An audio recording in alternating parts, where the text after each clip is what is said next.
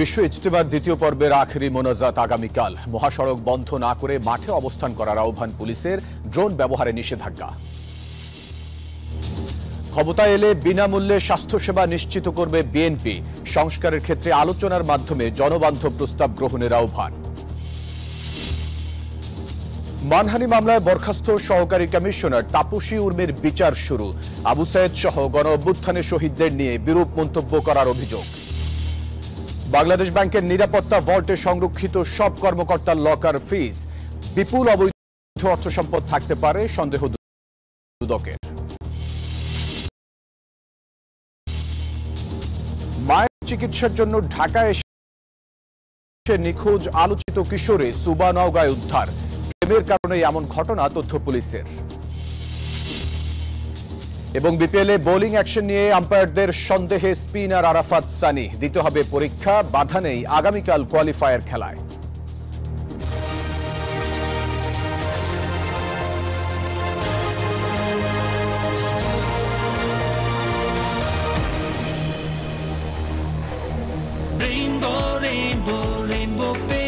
Rainbow Paints, the color of joy. দর্শক স্বাগত news 24 সংবাদে। পুরো সংবাদে আপনাদের সাথে আছি আমি ফয়সাল মাহমুদ। দেখছিলেন সংবাদ শিরোনামগুলি। এর আরেক নাম একদম ইউনিক স্ট্রাকচারাল ডিজাইনের কসমিক ডো। এর ওয়াল থিকনেস ও রিপ থিকনেস বেশি থাকা থেকে 50 বছরেরও বেশি। কসমিক ডো, নিশ্চিন্তে 50 বছর। এবারে পুরো খবর। বিশ্ব ইজতেমার প্রথম পর্বের দ্বিতীয় ধাপে টঙ্গীর তুরাগ তীরে চলছে আলেমদের বয়ান। ইবাদত বন্দেগীতে সময় পার করছেন ধর্মপ্রাণ মুসলমানরা। আগামীকাল দুপুর 12টায় আখেরি মোনাজাতের মধ্য দিয়ে শেষ হবে ইজতেমার প্রথম পর্ব। মোনাজাত পরিচালনা করবেন নিজামের শীর্ষ মুরব্বী মাওলানা মোহাম্মদ জুবায়ের। বিস্তারিত প্রতিবেদনে দেখে আসব।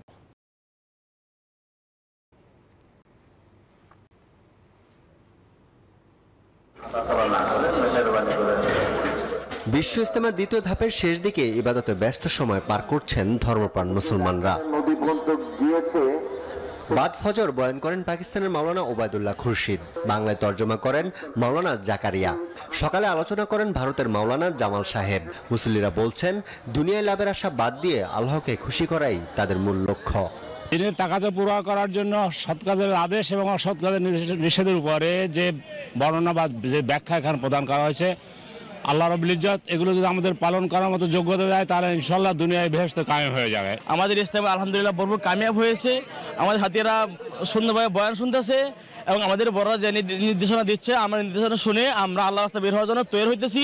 সবাই যদি এই কাজে আমরা সম্পৃক্ত হই তাহলে আমরা হারাম থেকে বাঁচবো। আমাদের দ্বারা দেশে একটা সম্পদ, দেশের একটা টাকা কোথাও যাবে না। ইজতেমার এই ধাপে আরো একজন মারা গেছেন, এতে মৃতের সংখ্যা দাঁড়িয়েছে 7 জনে। এদিকে প্রথম পর্বের ইজতেমার 2 ধাপে হওয়ায় সন্তুষ্টি প্রকাশ করেন আগত মুসল্লিরা। মহাসড়ক বন্ধ না করে সবাইকে মাঠে অবস্থান করার আহ্বান জানিয়েছেন গাজীপুর মেট্রোপলিটন পুলিশ। এখনো জারি আছে ড্রোন ব্যবহারে নিষেধাজ্ঞা। আমরা জনগণের কাছে একটি অনুরোধ রাখতে চাই, রাস্তার মধ্যে মোনাজাতের সময় আপনারা বসবেন না।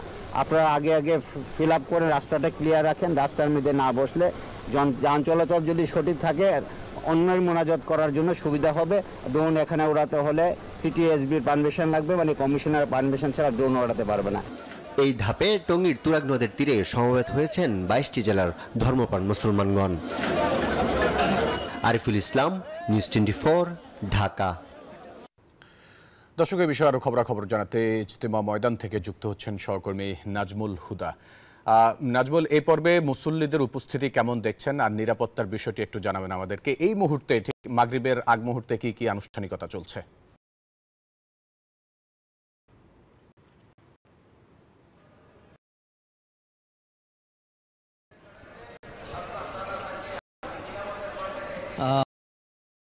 ধন্যবাদ আপনাকে। আপনি যেমনটি বলছেন, এই মুহূর্তে রয়েছি টঙ্গীর বিশ্ব ইজতেমার ময়দানে এবং আমরা যেটা দেখছি যে এই এখন কিন্তু যে বয়ান হচ্ছে এবং ভারতের মাওলানা জুহাইদুল হাসান তিনি উর্দুতে তিনি বয়ান করছেন এবং একই সঙ্গে কিন্তু যে বাংলায় তর্জমা করছেন জাকারিয়া এবং মাওলানা জাকারিয়া। আমরা যদি একটু দেখাই যে এখানকার ধর্মপ্রাণ মুসলমানরা কিন্তু দেখতেই পাচ্ছেন। যদি আপনাদের দেখি যে যেহেতু কালকে আখেরি মুনাজাত, তারা কিন্তু আসতে শুরু করছে দলে দলে এবং ময়দান কিন্তু জুড়ে কিন্তু তিল ধারণের ঠাঁই নেই। এবং আমরা যেটা দেখছি যে এখানকার আইন শৃঙ্খলা বাহিনী কিন্তু ৭,০০০ আইন শৃঙ্খলা বাহিনী মোতায়েন করা হয়েছে এবং পাশাপাশি সিসিটিভি বসানো হয়েছে এবং সম্পূর্ণ যে ড্রোন ব্যবহার পুরাদমে কিন্তু নিষিদ্ধ করা হয়েছে এবং যার ফলে আসলে ওই ড্রোনের ব্যবহার, যেহেতু আখেরি মুনাজাতের দিন ড্রোন বিস্ফোরণ হয়ে কিন্তু আতঙ্ক ছুটে যাওয়ার কারণে আসলে মুসল্লিদের মুনাজাত করতে অসুবিধা হয়েছে, সেই কারণে কিন্তু সম্পূর্ণরূপে ড্রোন নিষিদ্ধ করা হয়েছে। এবং আজকে কিন্তু আইন শৃঙ্খলা বাহিনী এই বিষয় নিয়ে কিন্তু আসলে কথা বলেছেন। পাশাপাশি সড়কে যেহেতু আজকে রাত ১২টার পর থেকে আবদুল্লাহপুর বাইপেল মহাসড়ক এবং ঢাকা ময়মনসিংহ মহাসড়ক এবং টঙ্গী থেকে ভুগড়া পর্যন্ত যে বাইপাস সড়ক রয়েছে, এই সড়ক কিন্তু রাতেই তারা বন্ধ করে দেবে, যেহেতু কালকে আখেরি মুনাজাত এবং সেই মুনাজাতের কারণে কিন্তু মূলত ধর্মপ্রাণ মুসলমানরা যাতে এই ইজতেমার ময়দানে তারা যাতে আসতে পারে, সেই কারণে কিন্তু আসলে মূলত তাদের সুবিধার্থে কিন্তু সড়ক বন্ধ থাকবে। এবং গুরুত্বপূর্ণ পয়েন্টগুলোতে কিন্তু বিশেষ করে পুলিশের নজরদারি বাড়ানো হয়েছে এবং 16টি ওয়াচ টাওয়ারের মাধ্যমে পর্যবেক্ষণ করা হচ্ছে পুরা ময়দানটি। এছাড়াও আর কিছুক্ষণ পরেই কিন্তু যে গণবিবাহ, সেই বিবাহ কিন্তু পড়ানো হবে, এরপরেই কিন্তু খেজুর দিয়ে বরণ করা হবে। এই ছিল বিশ্ব ইজতেমার দ্বিতীয় দিনের দ্বিতীয় পর্বের শেষ মুহূর্তের বয়ানের সর্বশেষ তথ্য। নাজমুল, আপনাকে ধন্যবাদ আমাদের সাথে যুক্ত হওয়ার জন্য। এই যে আমার ব্যাংক আরএফএল গ্যাস স্টোভ, এর সায়েন্টিফিক নজল আর ব্রাশ বার্নার তাপকে সমানভাবে ছড়িয়ে খরচ বাঁচায় 25%। আরএফএল গ্যাস স্টোভ নিরাপদ ও গ্যাস সাশ্রয়ী। 304 ফুড গ্রেড স্টেইনলেস স্টিলে তৈরি, যা নিশ্চিত করে জংবিহীন সিঙ্কের আজীবন নিশ্চয়তা। আরএফএল কিচেন সিঙ্ক, স্বাস্থ্যকর কিচেনের চিরস্থায়ী সমাধান। ক্ষমতায় গেলে বিএনপি বিনামূল্যে দেশের সব মানুষের স্বাস্থ্য সেবা নিশ্চিত করবে বলে মন্তব্য করেছেন সাবেক স্বাস্থ্যমন্ত্রী ও বিএনপির স্থায়ী কমিটির সদস্য ডক্টর খন্দকার মোশাররফ হোসেন। সকালে বিএনপি চেয়ারপারসনের গুলশান কার্যালয়ে বিএনপি গঠিত স্বাস্থ্য সংস্কার কমিটির সুপারিশ তুলে ধরার সময় এই কথা বলেন তিনি।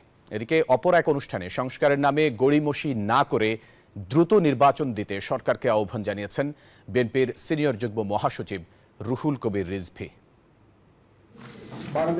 আগামীতে ক্ষমতায় এলে স্বাস্থ্য খাতে কি কি সংস্কার আনা হবে তা তুলে ধরতে দলের গুলশান কার্যালয়ে বিএনপির এই সংবাদ সম্মেলন। মনে হয় যে দ্বিতীয় জীবন দিয়ে এ খাত সংস্কারের দলীয় রূপরেখা তুলে ধরে সাবেক স্বাস্থ্যমন্ত্রী ও বিএনপির স্থায়ী কমিটির সদস্য ডক্টর খন্দকার মোশাররফ হোসেন বলেন, ক্ষমতায় গেলে বিনামূল্যে দেশের সব মানুষের স্বাস্থ্য সেবা নিশ্চিত করবে বিএনপি। জেনারেল ফিজিশিয়ান অধীনে প্রত্যেক নাগরিককে একজন সরকারি রেজিস্টার্ড চিকিৎসকের অধীনে রাষ্ট্রীয় খরচে সর্বোত্তম স্বাস্থ্য ব্যবস্থা প্রদানের পর্যায়ক্রমিক ব্যবস্থা করা হবে। দীর্ঘমেয়াদী, মধ্যমেয়াদী যে প্রস্তাবগুলো, এগুলো আমরা আমাদের দলের পক্ষ থেকে আমরা জনগণের কাছে আশ্বাস দিতে চাই যে আমরা এই প্রস্তাবনাগুলো বাস্তবায়নের জন্য আমরা আমাদের চেষ্টা চালাবো। এদিকে নবগঠিত মানিকগঞ্জ জেলা বিএনপির আহ্বায়ক কমিটির নেতাদের নিয়ে দলের প্রতিষ্ঠাতা সাবেক রাষ্ট্রপতি জিয়াউর রহমানের সমাধিতে শ্রদ্ধা জানাতে আসেন দলটির সিনিয়র যুগ্ম মহাসচিব রুহুল কবির রিজভী। সংস্কারের নামে কাল বিলম্ব না করে দ্রুত জাতীয় নির্বাচনের দাবি জানান তিনি। জনগণের মধ্যে আশা জাগানোর জন্য অন্তর্বর্তীকালীন সরকারের অনেক কিছু করার আছে, কারণ জনগণ চায় তারা যে 16 বছর ভোট দিতে পারেনি, তারা ভোট কেন্দ্রে যেতে পারেনি। আপনার সংস্কারের নাম দিয়ে তৈরি করা, কি বলে যে এই করছি করব, ধোঁয়াশা তৈরি করে জনগণের দৃষ্টিকে ঝাপসা করা যাবে না।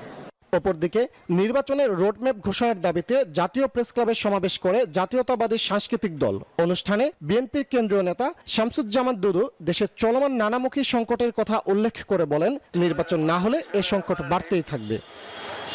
ফজলে রাব্বি সৌরভ, নিউজ 24, ঢাকা। বিজলি কেবলস যে কোনো স্থাপনার বৈদ্যুতিক সংযোগকে রাখে নিরাপদ। এর স্কিন কোটেড ইনসুলেশন সম্পূর্ণ ফায়ার রিটার্ডেন্ট, তাই বিজলি কেবলস নিজেই নিজেকে নেভায়। বিজলি কেবলস, নিরাপদ আজীবন। বৈষম্য বিরোধী আন্দোলনে আবু সাইদ সহ অন্য শহীদদের নিয়ে বিরূপ মন্তব্যের অভিযোগে দায়ের করা মানহানির মামলায় সাময়িক বরখাস্ত সহকারী কমিশনার তাপসী তাবাসসুম উর্মির বিরুদ্ধে অভিযোগ গঠনের আদেশ দিয়েছেন আদালত। এর মধ্য দিয়ে এই মামলায় তার আনুষ্ঠানিক হলো। সকালে রাজধানীর চিফ মেট্রোপলিটন ম্যাজিস্ট্রেট আদালতে অভিযুক্ত তাপসী ও মামলার বাদী আবু হানিফের উপস্থিতিতে শুনানি শুরু হয়। এ সময় উভয় পক্ষের শুনানি শেষে মানহানির মামলায় অভিযোগ গঠনের আদেশ দেন ঢাকার মেট্রোপলিটন ম্যাজিস্ট্রেট মোহাম্মদ সেফাতুল্লাহ। আদালতের আদেশের বিরুদ্ধে উচ্চ আদালতে যাওয়ার কথা জানান আসামি পক্ষের আইনজীবী। আর মানহানির এই মামলায় আনুষ্ঠানিকভাবে বিচার কার্য শুরু হওয়ার কথা জানায় বাদী পক্ষের আইনজীবী।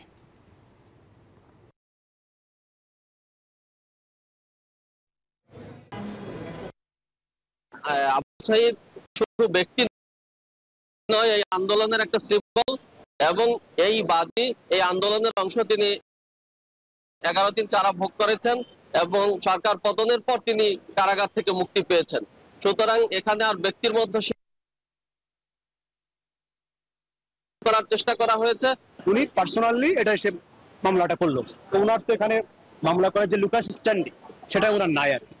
আমরা এটা বিজ্ঞ আদালতের নজরে এনেছি, বিজ্ঞ আদালত সন্তুষ্ট হয়ে এটাই চার্জ ফ্রেম করেছে। আমরা বিজ্ঞ আদালতের এই আদেশে সংক্ষুব্ধ। বাংলাদেশ ব্যাংকে সংরক্ষিত সাবেক ও বর্তমান কর্মকর্তাদের সব ব্লকার ফ্রিজ করার সিদ্ধান্ত নেওয়া হয়েছে। মঙ্গলবার সকালে বাংলাদেশ ব্যাংকের ভারপ্রাপ্ত মুখপাত্র বিষয়টি নিশ্চিত করেছেন। তিনি জানিয়েছেন, বর্তমানে লকারে কোনো সম্পদ রাখতে দেয়া হচ্ছে না, পাশাপাশি কোনো সম্পদ বের করতেও দেয়া হচ্ছে না। ওইসব বিশেষ লকারে গোপনে অপ্রদর্শিত বিপুল পরিমাণ অর্থ সম্পদ জমা রয়েছে বলে মনে করছে দুদক। সংশ্লিষ্ট কর্মকর্তা কর্মচারীরা কোনোভাবেই যাতে লকার থেকে অর্থ সম্পদ সরিয়ে নিতে না পারেন, সেজন্য সব লকার ফ্রিজ করার অনুরোধ জানিয়ে গত রোববার কেন্দ্রীয় ব্যাংকের গভর্নরের কাছে চিঠি পাঠায় দুদক।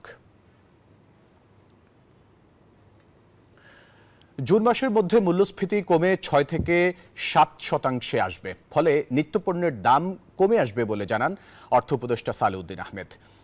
মঙ্গলবার সচিবালয়ে মন্ত্রিপরিষদ বিভাগে ক্রয় সংক্রান্ত উপদেষ্টা পরিষদের বৈঠক শেষে কথা জানান তিনি। বলেন, রমজানে পণ্য সরবরাহ স্বাভাবিক রাখতে অতি প্রয়োজনীয় পণ্য আমদানিতে জোর দিচ্ছে সরকার। চাল, ডাল, সার, এলএনজি আমদানির সিদ্ধান্ত হয়েছে ক্রয় সংক্রান্ত উপদেষ্টা পরিষদের বৈঠকে। ফলে রমজানে জিনিসপত্রের দাম সহনীয় থাকবে। এছাড়া আরও বলেন, ফল আমদানিতে যে ভ্যাট বাড়ানো হয়েছে সেই সিদ্ধান্ত থেকে সরে আসবে না সরকার। জুন মাসে গেলে হয়তো আমরা আইডিয়াল সিচুয়েশন যদি 6-7 মাসে যেতে পারি, এটা বেটার হয় আমাদের জন্য। অতি প্রয়োজনীয় জিনিসগুলো আমরা সরবরাহ কোনোদিন আমরা কমতে দেবো না। এর মধ্যে চাল একটা, ডালটা একটু টেম্পোরারি, মসুর ডাল, সয়াবিনটা মোর ইম্পর্টেন্ট, তারপরে আপনার অন্যান্য যে জিনিসগুলো আছে সেগুলো আমরা, সার বিশেষ করে আমাদের একটা বড়, এই যে বড় আসবে, বড়রা কিন্তু আমাদের অনেক সারের প্রয়োজন। সামাজিক সুরক্ষা প্রকল্পগুলো সহায়তা নির্ভর না হয়ে কর্মমুখী হওয়া উচিত, এমনটি বলেছেন সমাজ কল্যাণ উপদেষ্টা শারমিন মুর্শিদ। সামান্য অর্থ সহায়তায় দারিদ্র্য বিমোচন সম্ভব নয় বলেও মনে করেন তিনি। মঙ্গলবার রাজধানীতে এক আয়োজনে এসব কথা বলেন তিনি। এই ভাতা ভিত্তিক না করে তাদের ক্ষমতায়নের জায়গায়, অর্থনৈতিক ক্ষমতায়নের জায়গায় নিয়ে আসা। রাষ্ট্রের যদি সক্ষমতা থাকে হাজার হাজার কোটি টাকা অপচয় করার এবং দেশ থেকে বাইরে নিয়ে যাওয়ার, সেই রাষ্ট্রের অনেক সক্ষমতা আছে। শুধুমাত্র যদি সেই অর্থটা ভালোভাবে, সুন্দরভাবে, সুব্যবস্থার ভেতরে কাজে লাগায়। সময় হলো, সাথে থাকুন।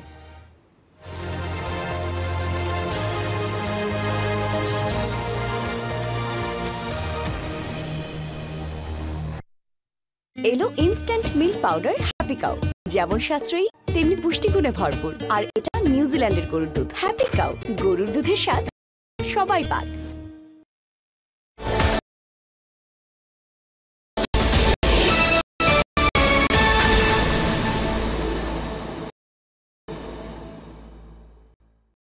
জীবাণু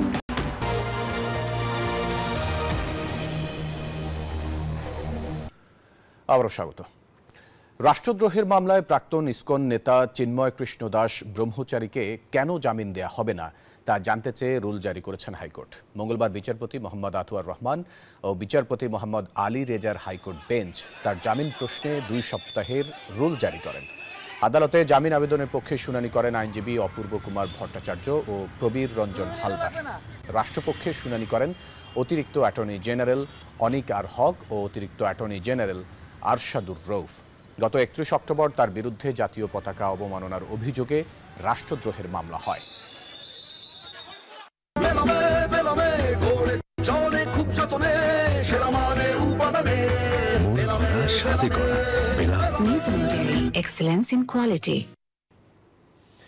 অবশেষে খোঁজ মিলেছে 11 বছরের শিশু আরাবী ইসলাম সুবার।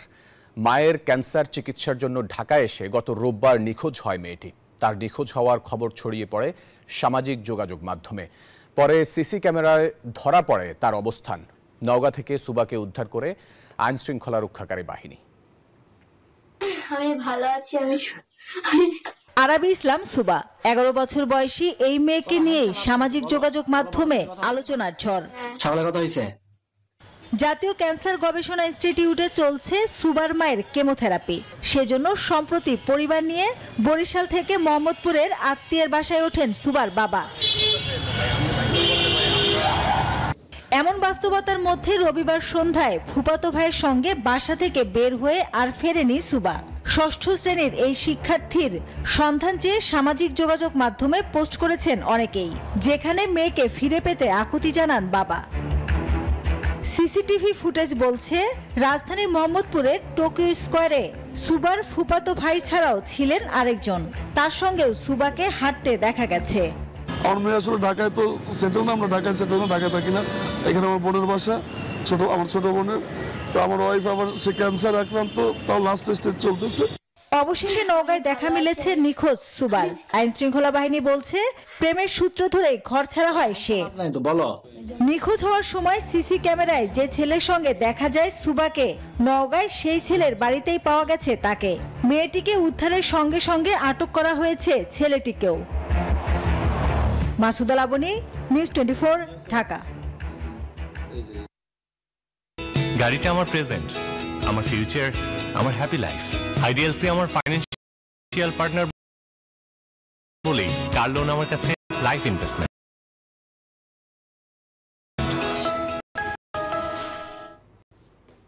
জানিয়ে দেব অর্থ বাণিজ্য সংবাদ।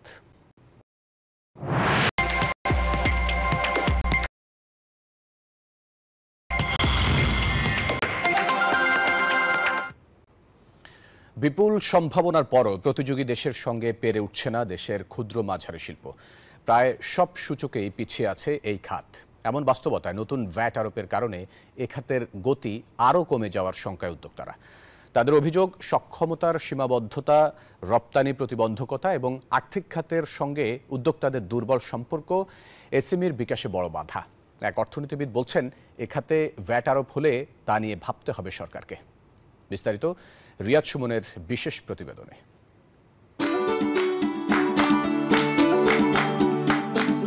ক্ষুদ্র মাঝারি শিল্প বা এসএমই খাতে প্রত্যক্ষ ও পরোক্ষভাবে কর্মসংস্থান রয়েছে দেশের প্রায় 2.5 কোটি মানুষের। বলা হয় অর্থনীতির চালিকা শক্তি এসএমই শিল্প। তবে প্রত্যাশা অনুপাতে এই সম্ভাবনাকে পুরোপুরি কাজে লাগানো যায়নি এখনো। বাংলাদেশ পরিসংখ্যান ব্যুরো বিবিএস এর অর্থনৈতিক সুমারির তথ্য বলছে, দেশে প্রায় 79 লাখ কুটির, ক্ষুদ্র ও মাঝারি উদ্যোক্তা রয়েছে। তবে বৈশ্বিকভাবে ব্যবসা বাণিজ্যের 90% এসএমইর দখলে থাকলেও নানা মানদণ্ডে এখনও পিছিয়ে আছে বাংলাদেশ।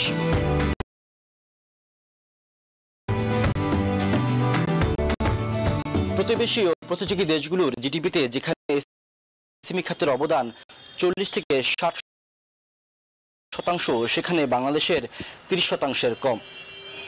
অথচ বড় বড় শিল্প খাতকে বাঁচিয়ে রাখা এবং দেশের সার্বিক অর্থনীতিকে এগিয়ে নিতে এ খাতের বিকল্প নেই। উদ্যোক্তাদের অভিযোগ, শর্তের বেড়াজালে এসএমইদের বড় একটি অংশই ব্যাংক ঋণ পান না, ফলে অনেকেই ঝরে পড়েন অর্থাভাবে। আমার ফ্যামিলির জামিনদার হলে হচ্ছে না, বাহিরের আরো 2 জন লাগছে। তো অনেক সময় কেউ তো কারো জামিনদার হতে চায় না। এসএমইর সংজ্ঞার কারণে ব্যাংকগুলা যে জায়গাতে কনজারভেটিভ, তারা যেখানে 1 কোটি বা 5 কোটি টাকা দেওয়ার ক্ষেত্রে উৎসাহী, সেখানে তারা 5 লক্ষ বা 10 লক্ষ টাকা দেওয়ার ক্ষেত্রে খুব একটা উৎসাহী না।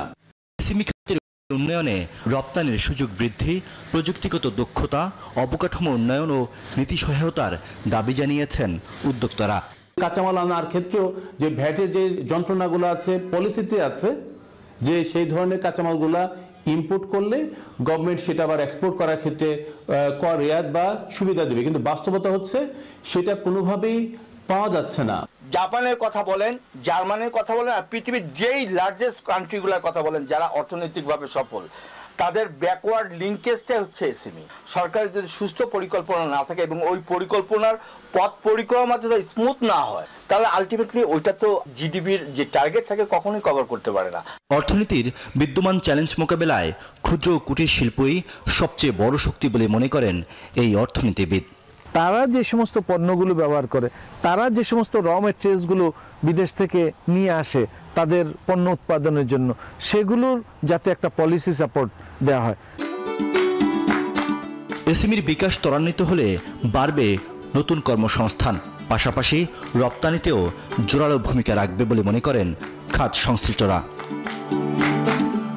রিয়াদ সুমন, নিউজ 24, ঢাকা। এ পর্যায়ে সময় হলো আর একটা বিরতির।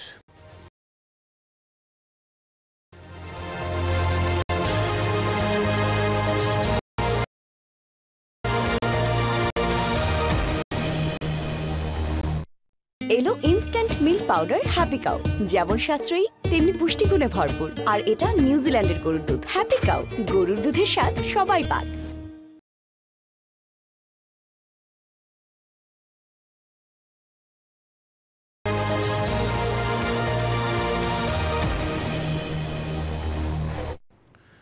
আবার স্বাগত সংবাদে। এবার আন্তর্জাতিক সংবাদ।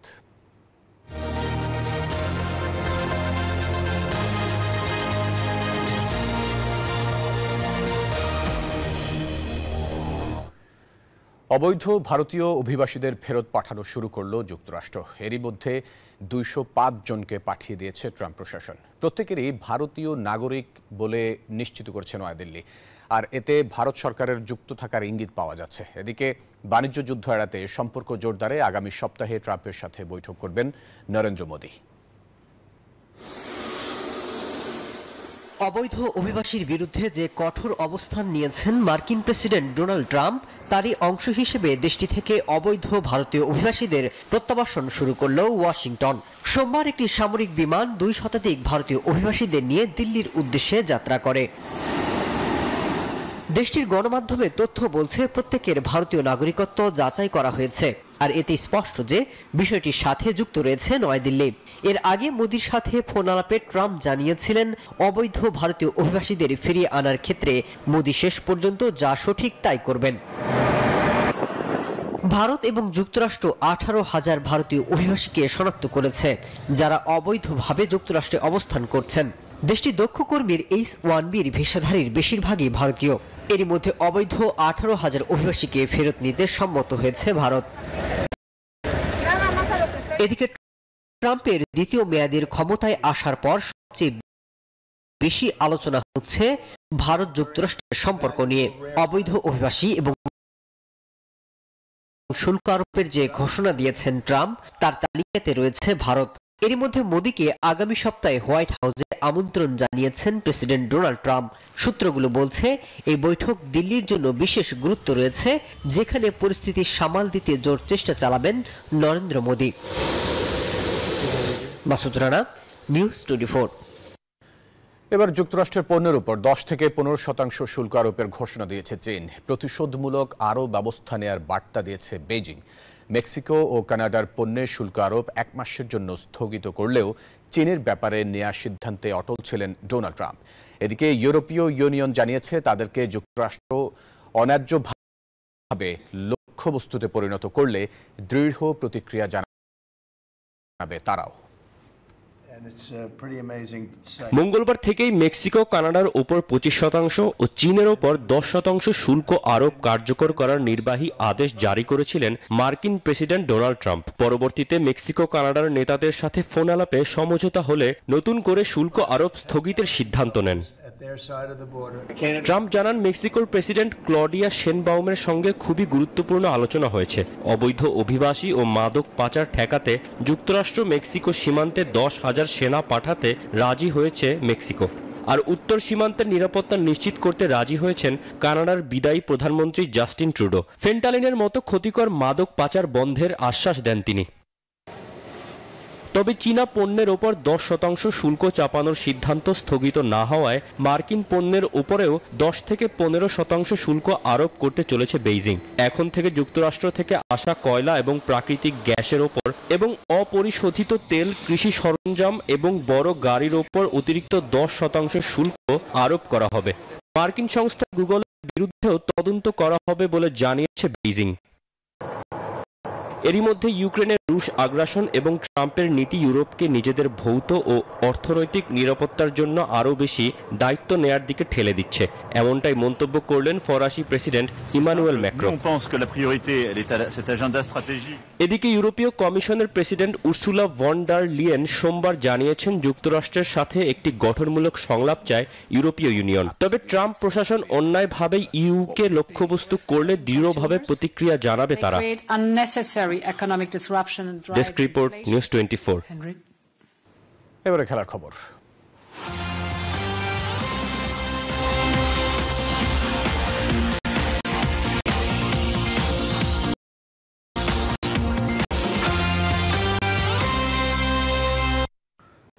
বিপিএলে টানা দ্বিতীয়বারের মতো ফাইনালে পৌঁছে গেছে তামিম ইকবালের ফরচুন বরিশাল। শিরোপার মঞ্চে তামিমদের সঙ্গী হতে দ্বিতীয় কোয়ালিফায়ারে লড়বে চিটাগাং কিংস ও খুলনা টাইগার্স। 9 বছর পর ফাইনালে ওঠার সুযোগ বন্দরনগরীর দলটার। অন্যদিকে 3 আসর পর শিরোপার মঞ্চে জায়গা পাওয়ার হাতছানি রূপসাপাড়ের দলটির। বিপিএল মাঠ করাচ্ছে একাদশ আসর। রংপুর, রাজশাহী, বরিশাল একবারে চ্যাম্পিয়ন। ঢাকা, কুমিল্লা একাধিক আসরে শিরোপা জিতলেও এখনো চ্যাম্পিয়নের মুকুট পড়া হয়নি চিটাগং খুলনার। সেই আক্ষেপ ঘোচাতে দল দুটি দূরে রয়েছে মাত্র 2 ধাপ। চলমান বিপিএল এ প্রথম কোয়ালিফায়ারে বরিশালের কাছে 9 উইকেটের বিশাল ব্যবধানে হেরে ফাইনালের টিকিটের জন্য উপেক্ষিত থাকতে হয়েছে চিটাগং কিংসকে। তবে শিরোপার মঞ্চে জায়গা করে নেওয়ার সুযোগ হারায়নি তারা। দ্বিতীয় কোয়ালিফায়ারে মেহেদী মিরাজের দলকে হারাতে পারলেই মিলবে দ্বিতীয়বারের মতো ফাইনালের টিকিট। সবশেষ 2013 সালে বন্দরনগরীর দলটা খেলেছিল শিরোপার মঞ্চে। এরপর চলে গেছে 8 বছর। এবার চিটাগং কিংস নামে ফিরেই বাজিমাত করেছে তারা। রয়েছে প্রথম শিরোপা থেকে 2 ধাপ দূরে। অন্যদিকে মেহেদী মিরাজের নেতৃত্বে উঠছে খুলনা টাইগার্স। প্রথম এলিমিনেটরে দুর্দান্ত ফর্মে থাকা রংপুর রাইডার্সকে ব্যাটিং বিপর্যয়ে ফেলে টুর্নামেন্টে টিকে রয়েছে তারা। দ্বিতীয় কোয়ালিফায়ারে চিটাগংকে হারাতে পারলেই 3 আসর পর মিলবে ফাইনালের টিকিট। চিটাগং দেশিদের প্রতি আস্থা রেখেছে অধিনায়ক মিথুন, শামীম, পারভেজদের উপর। আর আগে থেকে বিদেশি ক্লার্ক, হায়দার আলীদের উপর ভরসা থাকায় নতুন করে আর ফরেন রিক্রুট করছে না তারা। অন্যদিকে খুলনার শক্তি বাড়াতে প্রথম এলিমিনেটরে 2 ক্যারিবীয় ক্রিকেটারকে দলে ভিড়িয়েছে। সিমরান হেটমায়ার ও অলরাউন্ডার হোল্ডারকে ডেরায় এনেছে তারা। মিশন একটাই, বিপিএল এর শ্রেষ্ঠত্বের মুকুট পড়তে হবে। জিহাদ আল হাসান, নিউজ 24। দর্শক, এই ছিল নিউজ 24 সংবাদ। আরো সংবাদ ও বিশ্লেষণ জানতে ভিজিট করুন news24bd.tv-তে। এতক্ষণ সাথে থাকার জন্য ধন্যবাদ।